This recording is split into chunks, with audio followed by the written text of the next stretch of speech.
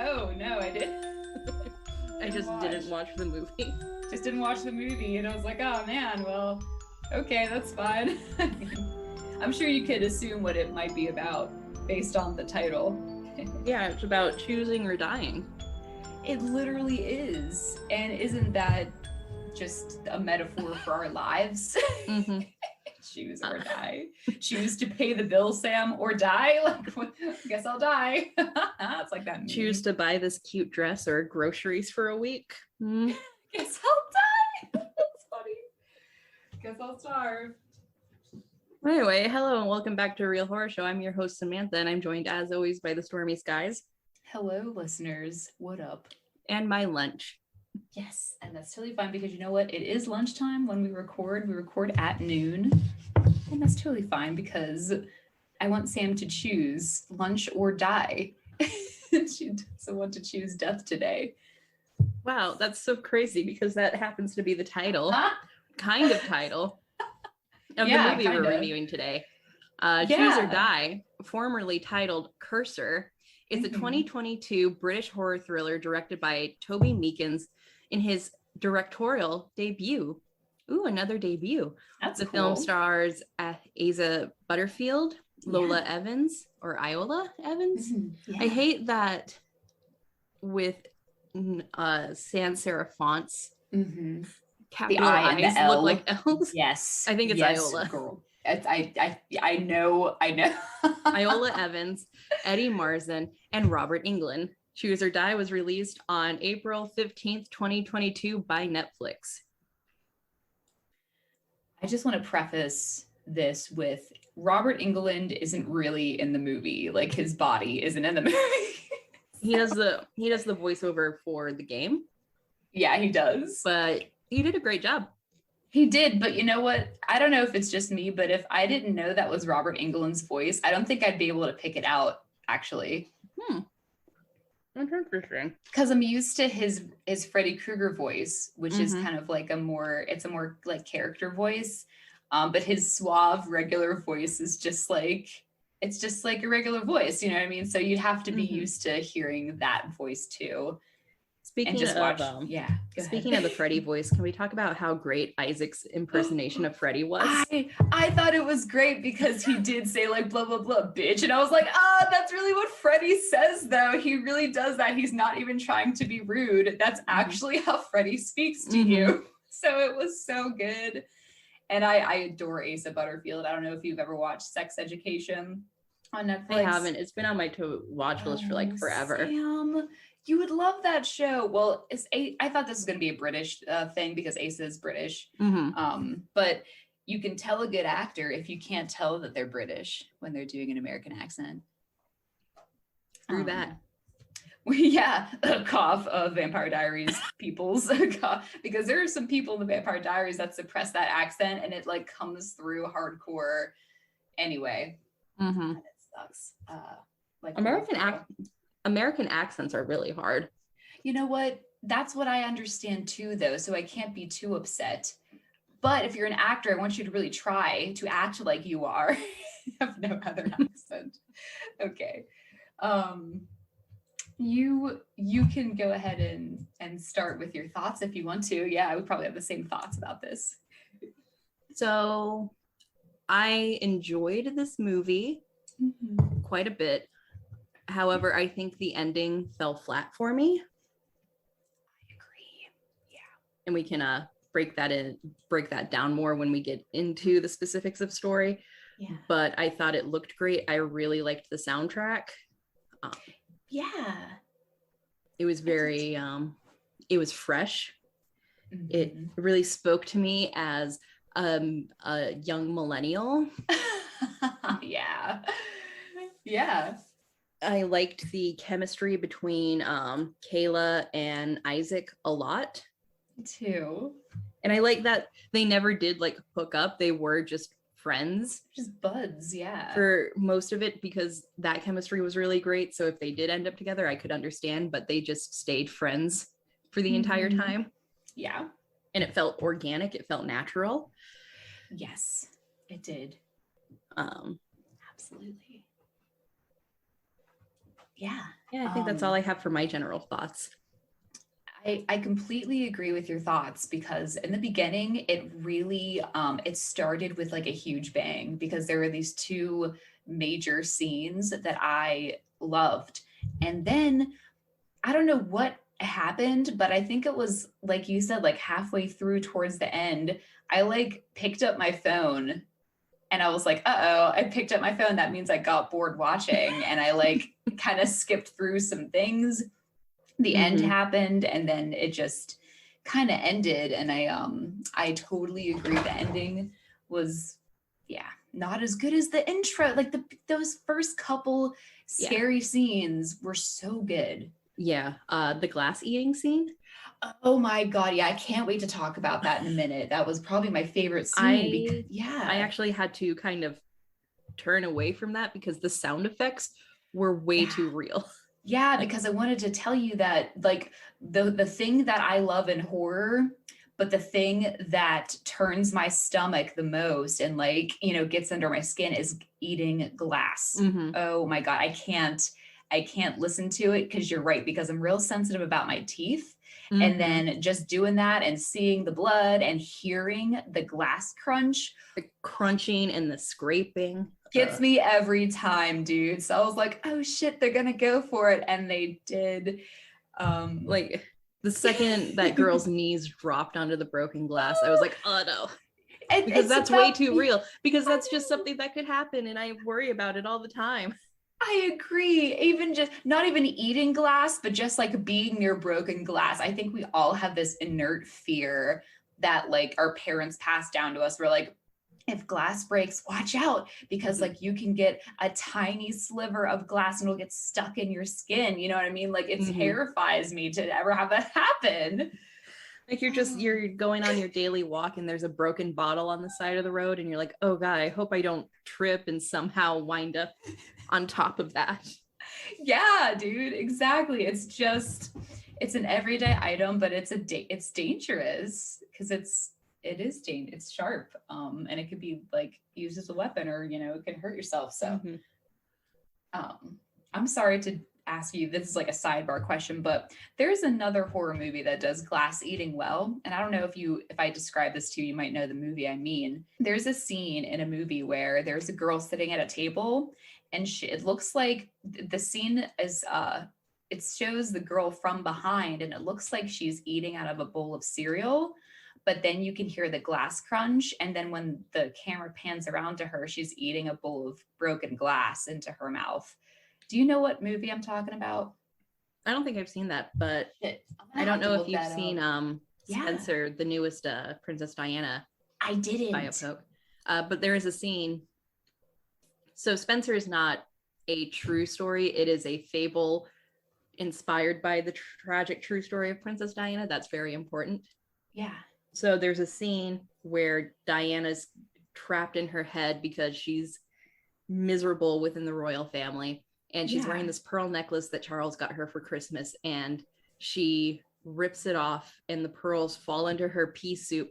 And then she starts eating the pearls.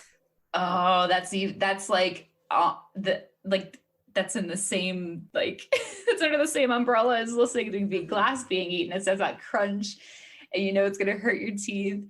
Oh, that gets me, man. It worked very well because the movie takes place before the divorce from Charles, so she's like at the height of her eating disorder. Wait, why is it called Spencer? Because her last name is Spencer. Is that what her last name was? Yeah, Diana Spencer. Who the fuck is Spencer? I feel like such an idiot. And you should. I had to ask you because I knew you would just tell me outright what it was. So I was like, why is it called Spencer? It's about Diana. Should it be called Diana? No, I got you. Diana Spencer.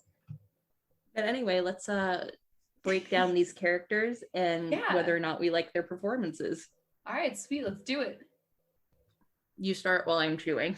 Okay, so I want to begin with our girl here. So think I forgot her name, but Asa Butterfield. No, Asa Butterfield is the man. Oh, Iola is the Iola.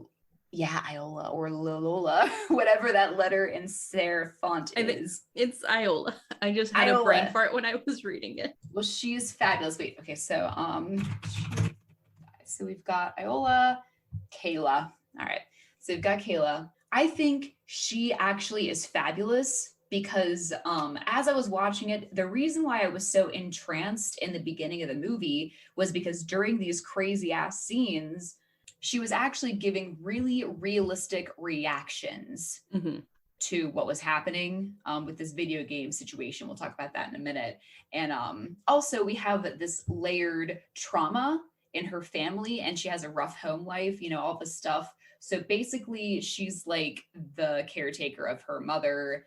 Her brother tragically drowned in a swimming pool and she blames herself. So all these things go into her character, but she's also like cool, like super cool. She's like a programmer, like as a hobby, very cool stuff. So I really enjoyed her character. I think she did the best she could with what she was given when she got to the end of the film. Okay, because the beginning of the film is like a cutscene of like another family, and we get the like a little taste of the game, and then we go into Kayla's. It's like Kayla's story, and Isaac, who is Asa Butterfield, is like her bud, who's kind of like along for the ride, accidentally on purpose. Yeah, so that's our main girl. What do you think about Kayla? I liked her a lot, and something that I really appreciate this movie, which is very interesting. Let me Google real quick before I misgender someone. Yes. Toby Meekins sounds like a man name. Yes. So Kayla is supposed to be poor. And, that's a common thing in a lot of horror movies where, the final girl kind of comes from the wrong side of town. Yes, Toby Meekins is a man. However, like a lot of final girls, even though they're, poor from the wrong side of town, they still, look fabulous. Their skin looks great. They have a full makeup routine. Right. Kayla didn't really wear any makeup at all in this movie. Her hair was always pulled back, which made her feel really real, like her circumstances are real. Yeah. Because even though she has a job, that job is to keep a roof over her head and her mother's head. And she's clearly not wasting it on Hot Topic clothes or even drugstore eyeliner, which shows me she has her priorities straight as a character. Yeah, absolutely. That's such a good point, because we do see her, caring for her mother, and her priorities are making sure her mother's meds are in check, making sure that she's working overnight, as whatever she's doing, a custodian, I suppose, to make sure everything's okay, and trying to like be herself and do what she enjoys at the same time, which is the programming stuff, but dealing with this overbearing, guilt, that is still present with the death of her young brother. You've started watching Euphoria, right? So I've watched all of Euphoria now. Yeah. Nice. So one of the biggest not necessarily complaints, but something people make fun of a lot with the show is how these characters are supposed to be lower income characters who are struggling, but people like to put together the clothes they're wearing in those, old fashioned outfit inspiration posts from Pinterest. Yeah. And the clothes they're wearing are like high-end designer clothes that cost between $500 and $2,000. Wait, so you're telling me everybody in Euphoria is like not rich? Yeah, that's what I'm saying. What the fuck? I thought they were all fucking loaded. I think everything. I think Nate is the only one that comes from a loaded family for sure. But like Cassie and oh god, I'm so sorry, Cassie's sister. Is Leah? No. Oh. Fuck, hang on. Oh god, this is like the running gag of the show, is that she's always forgotten. And I'm forgetting her name. You forgot her name. Cassie and Lexi. Okay. Like they have a single mother. Rue is being raised by a single mother. But yet they're wearing all these designer clothes and high-end makeup, which I get, it's a show, it's fantasy, but make it believable. Also, I don't know if you saw this, but I saw this floating around on Instagram. And remember that episode where Cassie wants to like impress Nate, and she gets up at 4 a.m. and she does her like routine that lasts like hours. And someone like calculated how much it would cost to be able to maintain her routine, her beauty routine with all her stuff. It was like a little bit under $500 just for all the stuff you would need to do that every day. I was like, what the fuck? I was like, clearly they're rich. Aren't they in California or something? I just assumed that everybody is like totally They don't specify where they live. I think it's supposed to be like a suburb of LA. Yeah, okay. Wow. Okay, well that really enlightened me, and I understand the complaints because they had me go in there. I thought that everybody had unlimited funds. I mean, they do, but they're supposed to be like lower income. Yeah. But that was something I really appreciated with Kayla, is how they didn't try to glam her up, because she's supposed to be living in a rough home situation, and I appreciate seeing a male director understand that. Yes. Yeah, that we've got like these socioeconomic circumstances, and we don't have to pretend and make her look the way that would be unrealistic. And that's why I think, yeah, go ahead. Conventionally attractive with, perfect skin and I know. And yeah, a nice hairstyle. That's what I actually appreciated, because I remember watching like one scene, I think it was the scene towards the end of the movie, whenever she had confronted that the guy with like the beard, like the first player, and she was talking to him, and I was looking at her and I was like, wow. And I was like, she's actually really pretty, they didn't really put a whole lot of makeup on her. And I was like, good. Yeah, no, I really appreciate that they didn't try to glam her up, because that really, when you get to that final scene, it really kind of showcases that socioeconomic gap between the two people, because this guy is like super fucking rich with his 20-bedroom house, and here's his lap pool, his pool, and here's little Kayla, who shares like a 1-bedroom apartment with her mom that's completely trashed now because of a giant rat rampaging through it. That was my second favorite scene, is like the rat scene. I loved how they fucking did that scene, and we will get to story. Yeah. Then there's Isaac, who I really like. He was a fun character, and I knew he was going to die because he had such a great relationship with Kayla. Their chemistry as friends was so sweet. Yeah. And his death, I think, was pretty horrific. He had to have so many internal paper cuts. I was like, yeah, okay, so I really like Isaac too, because I absolutely adore Asa Butterfield. There's something about him that I think is so extremely attractive that I like adore him. He's enormous. He's really tall, and Sam, I just can't wait for you to watch Sex Education, because you'll really love him too. He has such a great range, but he's always like that guy that's just like your bud. And it really came through. And he has such a love, like a friendship love for Kayla, because he drew his art, his whatever he was drawing, like it was inspired by her. And I think that's so sweet, and that like really solidifies that friendship without having to say that they're friends, just to show the audience that relationship. And there was no question about helping her when she came to him with this crazy problem that if someone came up to me and said, this computer game is killing everyone in my life, I wouldn't believe them. But he was like, just like, oh shit, let's figure it out. Yeah, let's fix it. He's like, I'll fix it. I'll do some research. I'll fix it. And he really, put himself out there and, try to do as much as he could for her. And yes, unfortunately, he does die in like a very extreme and yet bizarre way. And I wasn't sure if they were going to let him die because of that, but I was like, yeah, I guess if it really was happening, like I couldn't tell if it really was happening, but I guess it was, then you would have to be dead. Yeah. Kayla's mom doesn't play a huge role in the movie, but the scenes we do get are very well acted. She's very much a grieving mother.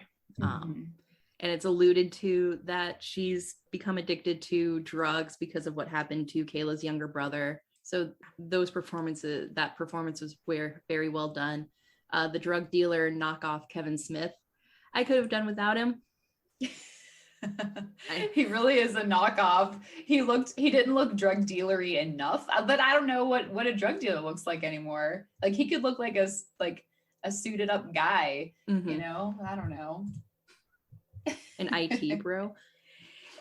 Literally, he could look like anything, but they're like, let's make him look like a gang guy. And just like stalking the hallway. Like, did he live there? Was he mentioned a landlord. I thought he was the landlord, but I guess I'm not exactly sure. I think he's Kayla's mom's like on again, off again boyfriend. That's the vibe I was getting. And maybe like the ending's kind of a mess for me. So I think it's maybe alluded to that he was sexually assaulting Kayla at one point in her life. Yeah. I think I got that too. But that wasn't really fleshed out that well, and I could have done without that little subplot, because you could just have her mom, you know, breaking down from this horrific tragedy. You don't need to have this random guy who really, it doesn't really come down to much. I mean, I guess his role comes in at the end when Kayla gets her prize, but we'll get to that shortly. Yeah, exactly. Maybe now if you don't have anything else to say about the characters. Yeah, not really. It was just, the mom, I do think she portrayed guilt, you know, in a really good way. Shouldn't have many lines and shouldn't need to say much at all, because, you know, just her presence was enough. The dude, the drug dealer guy, just a total rando, because he wasn't the film at first makes you think he is like the landlord guy, but he talks about the landlord later. So then you're like, wait, well, who the fuck are you? Just like some guy. He's like a lurker. So yeah, that's all. It was okay. Didn't need him. Yeah, you're right. We didn't really need him at all. So getting into the specifics of the story, it starts with a family arguing, and a little too expository for me when the son's like, Dad won't do anything. He's too obsessed with the 1980s with all of those old gadgets in his office. Yes, thanks, kid. I don't have eyes. And then it cuts to the dad who's playing the game Choose or Die, and it gives him the option between cutting off his wife's ears or cutting out his son's tongue, and he chooses tongue. And he goes out to the kitchen, and the wife is holding a bloody knife and the son's mouth is bleeding, and he chose tongue. And that's when we know that something's up. Something's not right about this game. This game is totally just taking control of people based on your decisions, but you have to decide or you will die. Or will you? And somehow the game came into the possession of Isaac, who is a game designer, and he gives it to his friend Kayla, who decides to play it after a shift with her cleaning job causes her friend to die from eating glass. And that's where shit gets super crazy, because they just go right into it. And that's apparently supposed to be just level 1. And then it'll say like you did level 1, like, you know, level 2, same time tomorrow. And I was like, oh shit. So immediately, you know that there's something wrong, and, you know, you can't stop playing. What do you do? Is this real? Like, totally crazy stuff. What happened? Yeah. What is the next big thing that happens? Keep going. I would say the next big thing in terms of like major plot points is level 2, which is the rat level. And I really liked how they handled this scene, because, you know, the old saying is, it's what they don't show you that's really scary, because nothing's scarier than what the human mind can do. Asia is doing her shift, cleaning at this office building or whatever, when the game starts back up, and she gets a call from her mom, and she's crying and saying that the rats are coming out of the wall, and you can hear the rat in the background, and the computer lights up. It's time for Kayla to make a choice. And you just see in like old style Macintosh graphics, like a little character for her mom, and this giant rat character. Oh God. And it's like green and with a black background, you know, just like you would imagine. And so that's all you see from the scene, but you can imagine like there's just this fucking giant rat wreaking chaos in the house based on what you're hearing on the mom's side of the phone and what you're seeing on the screen. And I thought it was so well done. It was, because we're guided through by, it's a phone call, and Kayla is playing the game on her end, but she's trying to talk her mother through surviving in the apartment. All the while we're being guided through with narration from Robert Englund, who's like, you know, kitchen or bathroom. There's no, and he's kind of narrating for the rat. So we have these 3 different point of views all at one time. And it's like a choose your own adventure, if you hadn't mentioned that before. And it was a very stressful scene. It was stressful because that had me on the edge of my seat. And then she ultimately decides to you know, have her mother jump out the window, because that's the only way to get her out of there. And her mother ends up in the hospital due to that. And like Sam said, the apartment, when she gets back to it, is like completely trashed. And if we watched that scene actually unfold with like a giant practical effect or CGI rat, it wouldn't have been scary at all, because it wouldn't have looked dumb. But because we're not seeing what's actually happening on the mom's end of the phone, we're just seeing this like very rudimentary computer game version of it, right, with the mom screams. Yes. Yeah, exactly. And so that was a very unique way to set that up. I'm glad there was no fake rat, because you're right, it wouldn't have worked out at all, because we're not talking about like a bunch of little rats. It's supposed to be a monster. You know, as if you're playing a video game. And, you know, how can we get that, you know, realistically? It's better to, not actually be there, but still be terrified. At that point, when she knows her mom is more or less okay, her mom has like 2 broken legs and is in a probably medically induced coma. She goes, I mean, but that's better than being mauled by a giant rat. It is, but 2 broken legs just you're right. She did. I was like, she's fine. She got fucked up. And it's at that point Kayla goes to Isaac, and he's like, okay, well, we'll boot up the game here and see what happens when it's time to play the next level. And, you know, no questions asked. He believes her that something's going on, which is great to see. Yes, it is. I hate whenever you go to your friend in a horror movie and they're like, I don't believe you. Like, what the fuck is your problem? I don't believe you that this tape is killing people. Like, why would I make anything up like that? Like, a totally out of character. It's like, I would never make this up. So, like, even if it's not the game that's killing them, something's fucking going on. I know, people do die. That's like that's a thing. So I'm glad they didn't go that route. Like, he was like totally skeptical. So no, he was totally believing her, because they're best friends, obviously. So when the time comes, somehow the game manifests 2 doors for them to choose. And they choose the red one, right? I think because the blue one's locked or some shit. They wanted to do blue. I also feel like that was a Matrix reference. Always choose red, right? I'm sure. Blue pill, you go back to normal. Red pill, you unlock the secrets of the universe. Absolutely. Absolutely. You see how far the rabbit hole goes. So they go through the red door, and Kayla sees the ghost of her younger brother and chases after him and ends up at the pool where he drowned. And she tries to find him, and there's a lot of smoke in the room, and she's not affected by the smoke, but Isaac is. And she runs back to find him, and both her little brother and Isaac are passed out on the floor. And her choice is which one to save. Yes, choose or die. I'm pretty sure she chooses Isaac. But she like kills her brother, but her brother like comes at her. Like, her brother is like an evil spirit and comes at her and tries to kill her. So she's forced to kill him, which is traumatizing.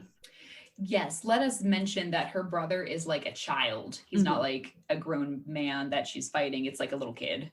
So the game manifested the guilt she felt, and she tells Isaac the next day that you know, the game knew that her little brother drowned because she wasn't paying attention for a couple of minutes. and then forced her to actually kill him, because that's probably how she feels inside. So the game wants to torture her. Right. Yeah, absolutely. And so she's faced with that. Yeah.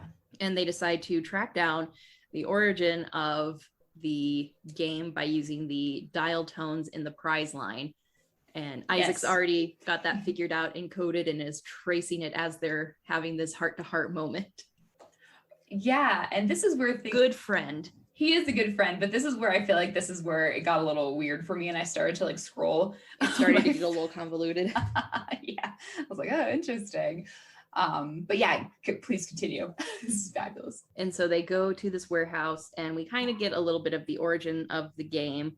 The cursor commands the player what to do and reaps the benefits of their pain. Yeah. Like good things happen to the cursor for doing. Right. Like the guy on the TV screen, he showed the good things that happened because he like cut his arm, and then the wound healed itself because the other person was eating their arm, you know, so like weird stuff like that was happening. So yeah. And then level 4 starts, and then Isaac's death is gonna happen, and this is very strange, his death. He does die. Film, like out of a VHS tape or a cassette tape, starts like being pulled out of his body.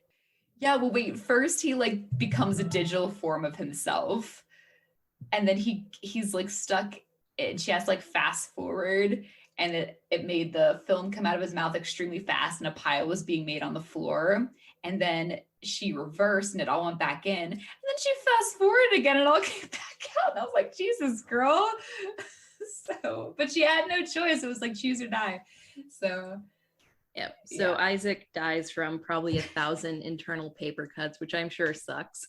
Yeah, that was awful. And rest in peace, Isaac. But she pulls the last of the film out of his mouth. I don't know how that all got in there, but it's out now. So knowing where she needs to go fight the final boss now, which happens to be the other guy that's playing the game, and she arrives at his McMansion, and I guess shit has just hit the fan at his house since we saw them at the beginning of the movie. The son has his mouth taped shut with a smile drawn on it, which is fucking creepy. I didn't It was appreciate the that. one eye too. I didn't appreciate. Me neither. I was like, what the fuck is with him? And then he had like, the mouth and the one eye, but then the one eye was his own. So I was like, okay. And then there was something wrong with the wife's face. I wasn't exactly sure what was wrong with her. I think she had masking. I figured out that I think it was like the the brown masking tape that you tape on a box. It's like real thin. I think that's what was on her face on the one side. Okay. So something happened to her since we last saw them. Yeah. It looked weird. So they sit down at the table together, and everything's awkward until the game finally says boss battle. Choose you or him.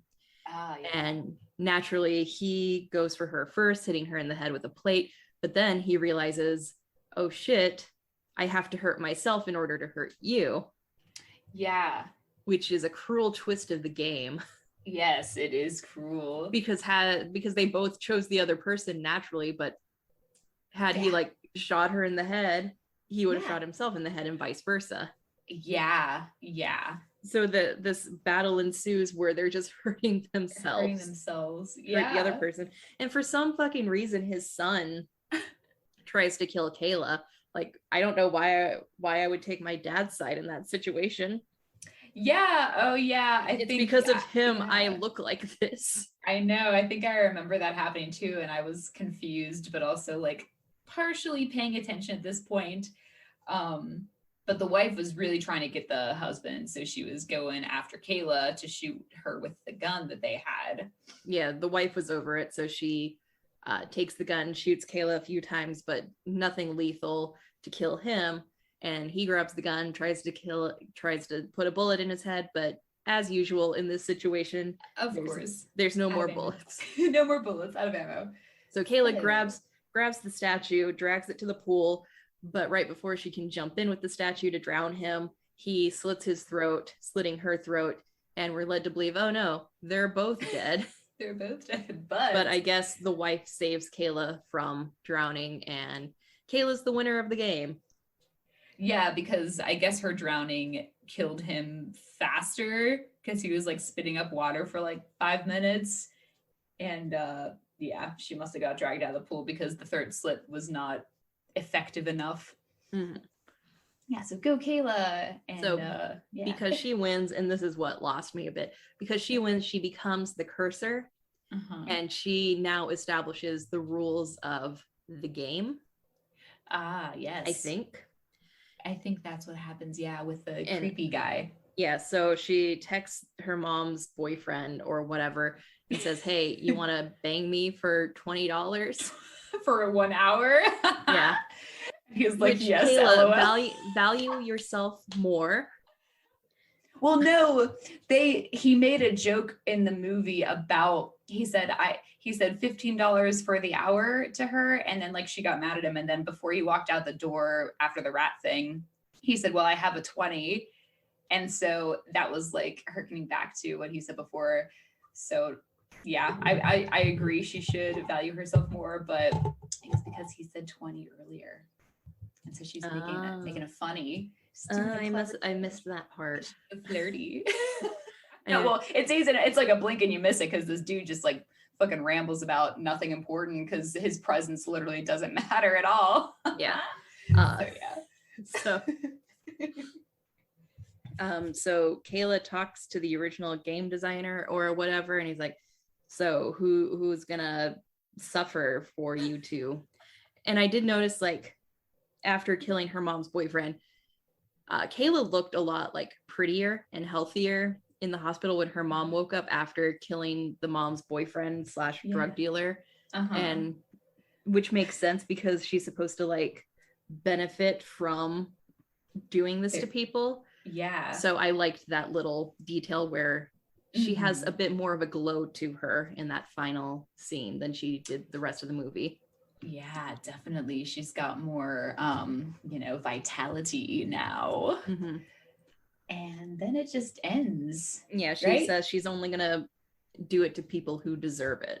Right. Yeah, that's like the last line. And I'm like, oh, yeah, she did that. And then it was over. And I was like, okay, the movie's over. So it wasn't bad. It was a good movie. But the end, like Sam said, it does get a little convoluted, a little twisted. Yeah. And it could have been a bit longer. Maybe. To kind of clarify things. So, yeah. I think I wouldn't have done that convoluted she becomes the cursor ending. I think I would have just done a super fuck you ending where she gets a package after winning and it's just a fucking t-shirt. Oh, well, you know what? We forgot to mention that earlier in the game or early in the movie about the game, they were talking about how the game has a $100,000 prize to whoever can beat it. And like, it's still unclaimed and they call it. And that's when they first hear Robert Englund's voice saying like, you've won the game, whatever. And so, yeah, it would be funny if you just got like a t-shirt or like a sticker pack or like whatever the fuck people send, you know what I mean? Like dumb shit. But yeah, I think that covers the bulk of the story. It was okay for the vast majority of the movie. It's just like the last 30 minutes is pretty convoluted, even though conceptually it has a lot of cool ideas. I just think we didn't understand the lore of the game. Yeah. And the kind of magic system surrounding it. Like I would compare this movie to The Ring. Oh, that's a good comparison. Like by the end of The Ring, we know why the tape is cursed, why Samara is angry and vengeful, but we don't really get how the magic behind the game works exactly. Yeah, and you know what? I actually Googled a little bit about this movie, and I found an article that said that the director is considering a sequel right now to this movie, and it would be it would be called The Origin of the Curse Revealed, or it'd be about the origin of the curse. So since we don't have that, hopefully if that movie happens, it's going to like give us all that background. I would be very interested in that movie, like understanding how this works. Yeah, same, because I need to know. It's also kind of similar. I got did you ever listen to the podcast Video Store, I think? No, I haven't. I hadn't heard of that. What's that about? It's the one where the guy's looking for the missing tape or whatever. No, I haven't listened to that. Is it like a podcast or it's from Shudder. It's a podcast from Shudder. Like a series? Yeah. Okay. No, I haven't. Let me find it on the Apple Podcast Store. Well, maybe I'm just fucking completely off. Maybe I don't know what this is called at all. We listened to it at Christmas. Video Palace. Oh, Video Palace. I think I've heard of that then. Yeah. When video collector Mark Cambria watches a mysterious VHS tape, he begins talking to it in his sleep in a language that doesn't exist. Mark and his girlfriend Tamra set out to investigate the tape's origin and find themselves caught up in a web of conspiracy, occult dread, and surrounding legendary video store with a sinister purpose beyond imagining. I kind of got that sort of vibe from this movie. Yeah. So very interested to see how an origin would play out. Yeah, me too. Here it says like, they could do a prequel, a sequel, even a TV, whatever it is they want to do. So we'll see if that does end up happening. Yeah. So let's go ahead and talk about the production. I thought this movie looked really great, especially for a directorial debut. I did too. It did look good. Yeah, I'd say these first-time directors are really like impressing me because Till Death was also a debut. Yeah, we have this whole new crop of like new directors for horror, and I'm just so excited about what's to come. Everything looked great. Every scene, even I don't know if it's the cinematography or the editing, the colors and everything that were used. It just gave me, yes, it had that, but also the one scene that stands out to me too is whenever she was cleaning in the night, that big floor that was really brightly lit. It was still dark though. I don't know. Everything worked so well. Okay, we have a very consistent like color scheme, so it was awesome. I liked it a lot. I liked how real the environments felt, from her decaying apartment to Isaac's basement apartment. It all felt very real and authentic. These were real places. These were real people. Yeah, absolutely. And then whenever the time came for like violence or anything happening like that, what we did see was very good.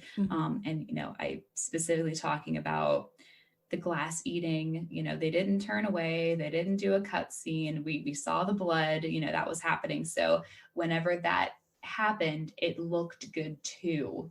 Okay. So everything was like very realistic, nothing too crazy or over the top, despite the fact that this was a crazy over the top plot.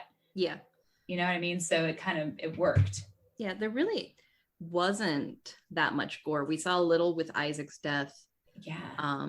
Everything with the mom is in our head. And then I think if you want to count it as gore, the goriest part was the end with the overdosed boyfriend in the kitchen with like 5 needles in his face and his eyes are bulging out. I forgot all about that because the dude doesn't need to exist. But yeah, there was the sink with all the needles in it that were sticking upright, and he just like smashed his head into it, and then it made like a police officer vomit when he found the body. But yeah, you're right, that is actually pretty gnarly. Because I guess there was enough in those syringes to cause his fucking eyes to start popping out of the skull.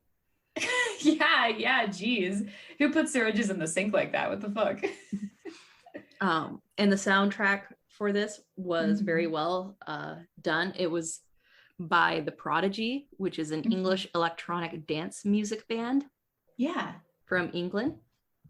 Well, yeah. So I thought it was very fitting for the type of horror movie this movie was trying to be. Video game based horror movie. So you kind of want more synthy digital music than a traditional score. Yeah, but I'm so glad that they didn't like get stuck in the 80s like a lot of these types of movies do, and we didn't really need any of that. And it felt very modern with it did kind of retro vibes. Yeah, I thought it was great to see that at Kayla's home, she had like the very old school desktop. And then she had her laptop, and then we have a smartphone too. So we have kind of like all these different pieces of technology from different eras kind of coming together and working. Like they're using modern technology to decode, a game from the 80s. That was another nice detail about Kayla's home life, is having this old computer. We talked about it with Fear Street, how the main character in that movie is supposed to be poor, yet in 1994 she had a computer. And they had internet. That's a luxury. Yeah, that was a super luxury. So it was really nice that Kayla, while she did have a computer, it wasn't a brand new MacBook or anything. Yeah, it was probably a computer she found that like she's kind of it's usable, and she can kind of use it for like her hobbies and things like that. It's these little details that really help with your world building. Yeah, they really make a difference. Cool. But that's all I have to say about production. Yeah, same here. So realistic aspects, broken glass on the ground. Oh God, eating glass, getting cut by glass, just dropping the cups on the floor like that, and just and whenever he said clean up, she said clean up, and cleaning up is like eating it. Oh my goodness.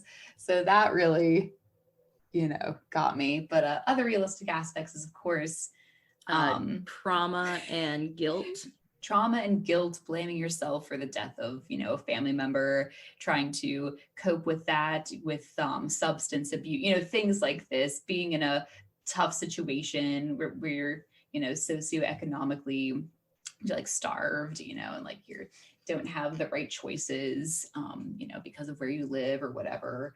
So all that stuff, and